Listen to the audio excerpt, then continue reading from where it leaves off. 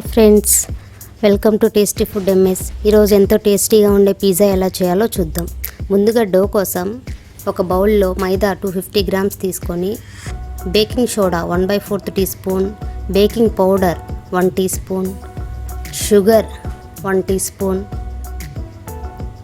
Salt 1/2 teaspoon తీసుకొని బాగా mix చేసుకోవాలండి. కర్డ్ 1/2 కప్ తీసుకొని కొంచెం కొంచెంగా వేసుకుంటూ బాగా చపాతీ పిండిలాగా కలుపుకోవాలి. కొంచెం వాటర్ యాడ్ చేసుకొని చపాతీ పిండి ఎలా కలుపుకుంటామో అలా మెత్తగా కలుపుకోవాలి.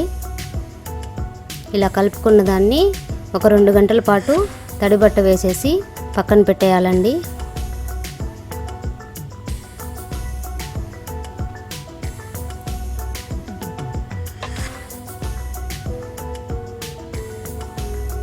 తర్వాత తీసి 2 గంటల తర్వాత తీసి మళ్ళీ ఒకసారి కలుపుకొని చపాతీ పిండిని మనం చపాతీని ఎలాగైతే రుద్దుకుంటామో కాకపోతే ఇంకొంచెం మందంగా రుద్దుకోవాలండి ఈ డోని.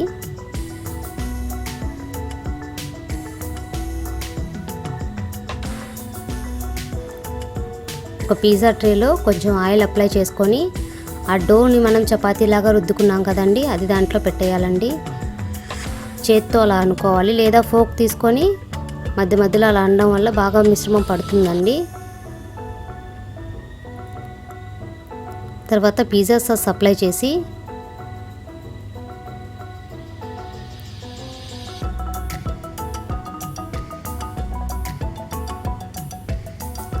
చీజ్ వేసానండి. నేను మొజరెల్లా చీజ్ వాడానండి. నేను మొత్తం మొజరెల్లా చీజ్తో స్ప్రెడ్ చేసేసాను డోని.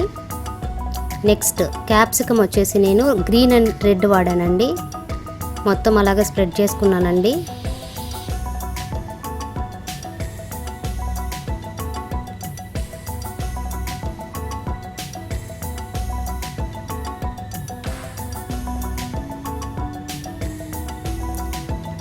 స్వీట్ కార్న్ వేసుకున్నానండి.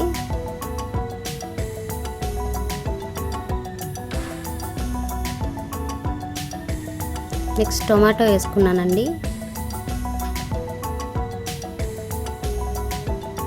ఆనియన్, నేను ఈ పిజ్జాలో మష్రూమ్ వాడానండి. మష్రూమ్ని సన్నగా కట్ చేసుకొని స్ప్రెడ్ చేశాను.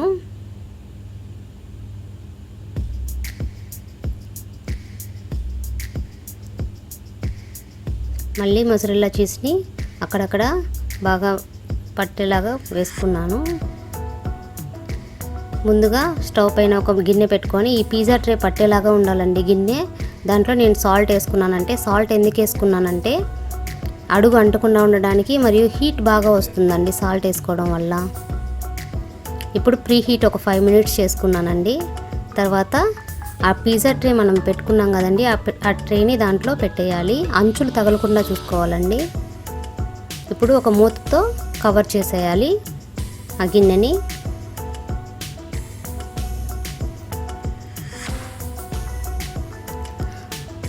20 minutes high flame, 10 minutes medium ఫ్లేమ్లో ఉంచుకొని మనం చూసామంటే ఎంతో బాగుండే పిజ్జా రెడీ అయిపోతుందండి. పైన నేను చిల్లీ ఫ్లేక్స్తో స్ప్రింకిల్ చేసుకొని కట్ చేసుకున్నాను. అంతేనండి, ఎంతో టేస్టీగా ఉండే యమ్మీ పిజ్జా రెడీ.